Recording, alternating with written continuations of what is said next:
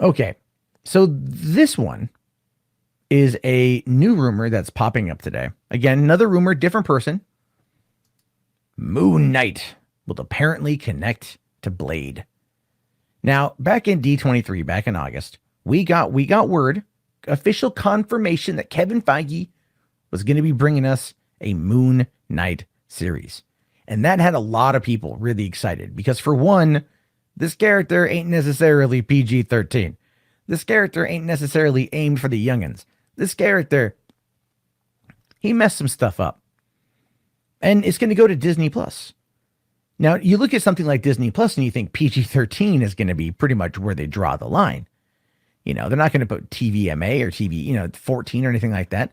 They're not going to go edgy adult content. That's for freaking Hulu, considering they're bringing all the FX content to Hulu.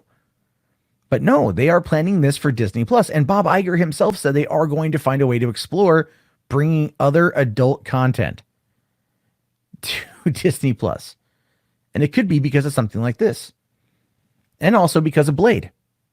People are going to want to see Blade be rated R.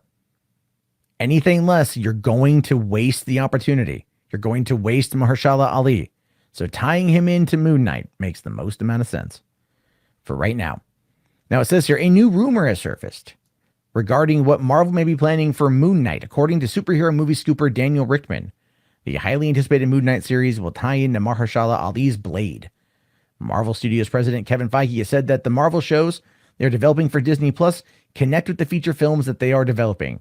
For example, we know that WandaVision and Loki are going to tie in to Doctor Strange and the Multiverse of Madness. Well, actually, Loki's going to tie in to Thor, potentially crossing over into Multiverse of Madness because it comes out before Thor: Love and Thunder.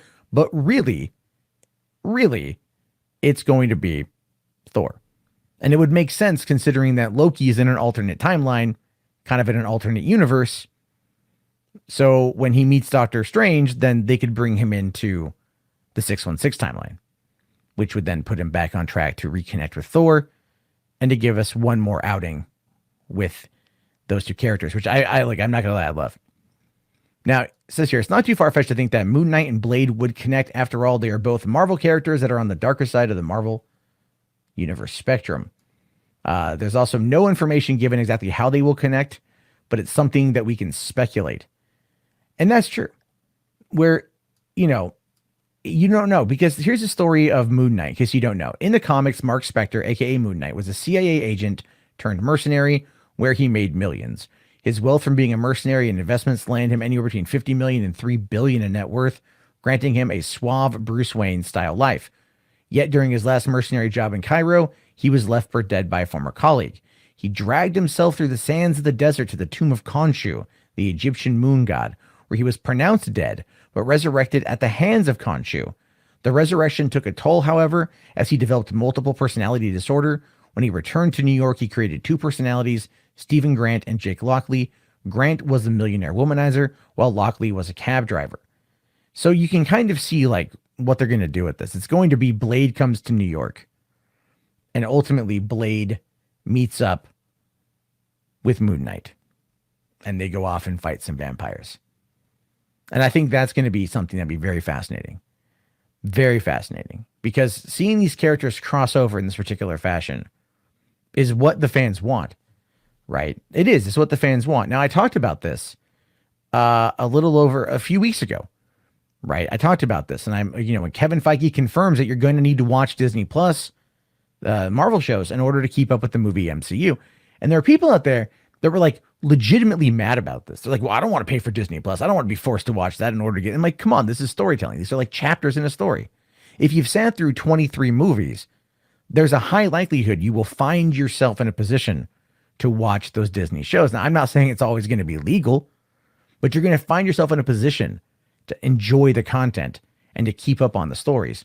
And the reason why I support this as much as I do, the reason why I very much support the idea of Moon Knight meeting up with Blade was because of how the Netflix series failed to deliver upon the initial promises, right? If you go back 2013 when they announced Agents of S.H.I.E.L.D., well, I think they announced it in 2012, but it premiered 2013 September, and it tied in directly to Iron Man 3.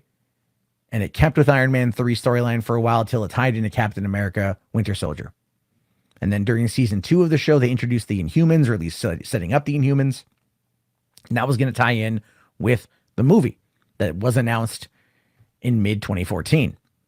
But because of the conflict between Ike Perlmutter, who's a notorious spendthrift, who didn't want to give the shows the budget and he wanted to keep them all to himself, Feige said F it and went straight for the MCU, leaving the television shows behind. There's a reason why Cloak and Dagger got to season 2 and it got canned.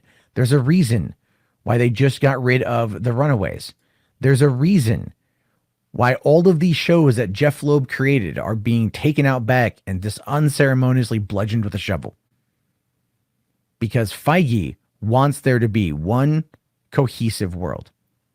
This is what he has spent 11 years, if not longer, definitely longer, because they were talking about Ant-Man at Comic-Con in 2006.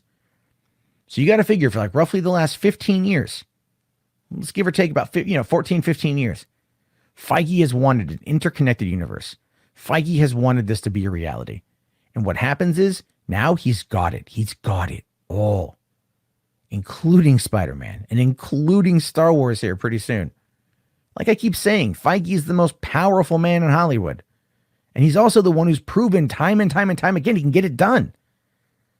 So people out there that are upset about all that, people up there that are upset about Marvel canceling or Netflix canceling the Marvel shows, which, by the way, I believe are coming back to FX if you believe the rumors. Feige's the guy to make it work. And I think he's going to do a damn good job.